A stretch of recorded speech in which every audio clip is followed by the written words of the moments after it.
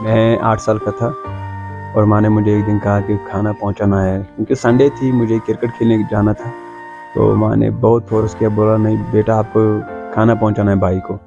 और फिर मैंने लंच बॉक्स उठाया और आराम मिशन पर पहुंचा।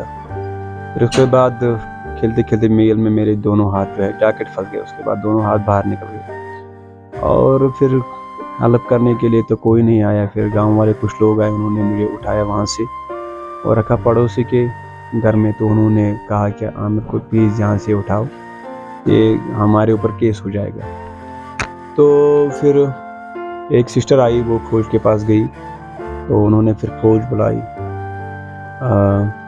फौज के मदद से मुझे जब हॉस्पिटल तक लेकर गए, फिर ये हुआ कि बहुत टाइम गुजारने के बाद घर वापस आए तो घर की जो हालत थी वो बहुत बुरी थी।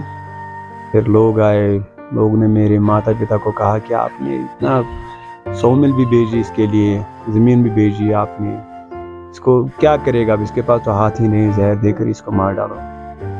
लेकिन जो दादी जी थी, दादी ने सभी को कहा है कि जब तक मैं ज़िंदा हूँ तो आमिर को मेरे हाथों की कमी महसूस नहीं होने दूंगी। और फिर बहुत मेहनत करनी पड़ी, क्योंकि एक्सीडेंट के बाद एक समय ऐसा था जब हमारे पास सब कुछ था, लेकिन एक वो समय आया जब हमारे पास कुछ नहीं रहा है। तो फिर बहुत मेहनत करनी पड़ी और जब जहाँ जहाँ मैं गया बस ठोकरे खाने पड़े, जिस गली से गुजरा सिर्फ ठोकरे खाने पड़े। लेकिन दादी जी मुझे हर दफ़ा सपोर्ट करती थी और मेरे ज़िंदगी में बहुत मुश्किलात आए, लेकिन मैंने इनकी तरफ ध्यान नहीं दिया। और मेरे सामने लोग एक कहते हैं ना, वो ताने देते थे, लेकिन इनकी तरफ मैंने ध्यान ही नहीं दिया। मैंने हमेशा ये सोचा है कि मैं कुछ ऐसा करूं। तो ये मेरे अंदर में एक जज्बा आया। तो हमारे घर में टेलीविज़न नहीं था, हम पड़ोसी घर में टेलीविज़न देखने के लिए गए। तो उन्होंने अपना टीवी ऑफ किया, मुझे कहा कि आप यहाँ से जाओ। और जैसे मैं निकला, फिर उन्होंने टीवी ऑन किया। मेरे जहन में आया कि उन्होंने मुझे क्यों बाहर निकाला।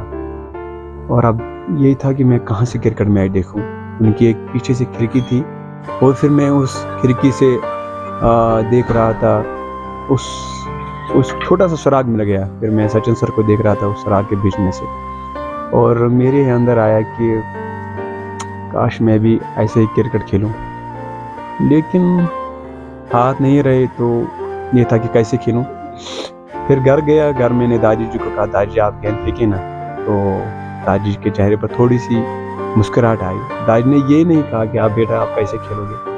तो दादी ने जैसे ही गेंद उठाई और बॉलिंग करने लगी। हालांकि दादी जी को आती नहीं थी गेंद, लेकिन मैंने बिल्चा उठाया और मैं वहीं जाता था खेलने के लिए। वो बिल्चा भी नहीं आता था इसमें, और बहुत मुश्किलात का सामना करना पड़ा। लेकिन धीरे धीरे करके फिर सारे जो टेक्निक मैंने सीखी। फिर 2013 में मैंने फर्स्ट ईयर ज्वाइन किया डिग्री कॉलेज बिजबिहारा में, और वहाँ से मेरे जो है क्रिकेट का शुरुआत हुई। जब मैंने वहाँ खेला तो वहाँ से फिर मैं धीरे धीरे करके फिर सिलेक्ट हो गया J&K पैरा क्रिकेट टीम में। और फिर 2013 में ही हमने पैरा नेशनल खेला दिल्ली में। और वहाँ जब लोगों ने देखा बिना हाथों के क्रिकेट खेलता है, और जब हमने मैच जीता, फिर उसके बाद हमारी अपोजिट टीम थी और शायद केरला के साथ मैच था। तो वो जैसे ही वो टीम मेरे पास आई तो 25 रन मैंने शायद 25 रन बनाए। और लोग भी आए तो उन्होंने मुझे अपने कंधे पर बिठाया और भारत माता की जय बोला। और वो मेरा वो ऐसा मोमेंट था, क्योंकि उस वक्त मुझे बहुत रोना आया। उस वक्त मुझे लगा कि आज मेरी अपनी मंजिल मिल गई। लेकिन इसमें सारा जो है मैं दादी जी का शुक्रिया कहना चाहता हूँ, क्योंकि दादी जी ऐसी मेरी एक हाथ थे। तो दादी जब गुजर गई मुझे बहुत दुख लगा, उस वक्त बहुत दुख लगा, क्योंकि ऐसा एक ही सहारा था जो मुझे ज़्यादा एक सपोर्ट करती थी, क्योंकि दिन भर जो भी काम होता वो दादी जी करती थी। तो फिर उसके बाद हम बिल्कुल टूट गए। लेकिन दादी ने दुआ किया था हमें कि बेटा आप किसी से मोहताज ना रहे। तो मुझे लगता है कि अल्हम्दुलिल्लाह अल्लाह ने ये सुन लीजिए दुआ, और आज हम इस मुकाम पर है। सचिन सर हमारे लिए एक इंस्पिरेशन है, बल्कि सचिन सर ऐसा है जिसके दौरान मुझे फिर से फीलिंग्स आ गई। तो अल्हम्दुलिल्लाह मैं आज बहुत खुश हूँ, क्योंकि सचिन सर ने जिस तरीके से उन्होंने हमें अप्रिशिएट किया है, मैं बयान नहीं कर सका कि अपनी खुशी। और अल्हम्दुलिल्लाह हमारे सचिन सर तो एक क्रिकेट के जो लेजेंड है, गुरु है, गॉड ऑफ क्रिकेट कहते हैं सचिन सर को, वाकई में उसको कहते हैं।